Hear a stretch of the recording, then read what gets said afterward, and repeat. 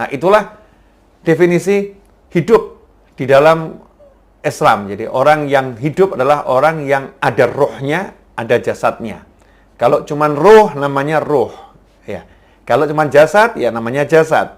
Begitu ada roh dan jasad, itulah manusia. Nah, ini yang membedakan konsep hidup sehat di dalam Islam dengan konsep hidup sehat menurut para dokter. Sehingga ketika kita baca kisahnya kaum solihin, cara hidupnya itu mungkin nggak sesuai dengan cara hidupnya dokter. Contoh misalnya ya, Imam Malik rahimahullah. Kalau kita baca biografi Imam Malik rahimahullah itu beliau ke toilet 14 hari sekali. Padahal kalau ada orang tidak ke toilet selama 3 hari kan jadi masalah ya. Menurut kedokteran kan jadi masalah. Imam Malik 14 hari sekali. Nah, kenapa 14 hari sekali? Karena memang tidak ada yang dikonsumsi beliau kecuali seteguk air dan secuil korma. Itu pun di waktu sahur ya, dan di waktu berbuka dipisah.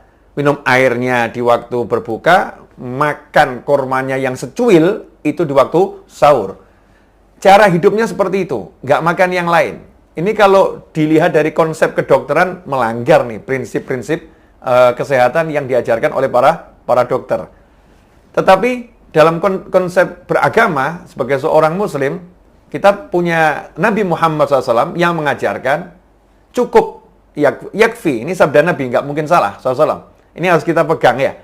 Tapi tanpa kita harus menyalahkan siapapun. Cukup buat anak cucu Adam luqaimatun yuqimna biha sulbah atau kama qala sallallahu. Luqaimat. Luqmah itu satu suap.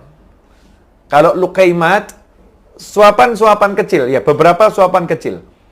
Jadi cukup buat anak cucu Adam beberapa suap kecil untuk menegakkan tulang punggungnya. Sumber saraf ini semua kan ada di tulang punggung.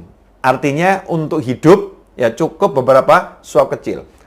Kalau ternyata memang kita bukan golongan yang super hebat tadi menjaga makan, golongan awam, Rasul mengajarkan SAW, makan itu sepertiga untuk makan, sepertiga untuk minum, sepertiga untuk nafas, dengan aturan makan saat lapar, berhenti sebelum kenyang. Ya, makan saat lapar, berhenti sebelum kenyang. Sementara yang terjadi sekarang kita diajari sarapan pagi, makan siang, makan malam. Ada sarapan, makan siang, makan malam. Konsepnya Islam nggak kenal sarapan, nggak kenal makan siang, nggak kenal makan malam. Konsepnya Islam, kalau kamu lapar, makan.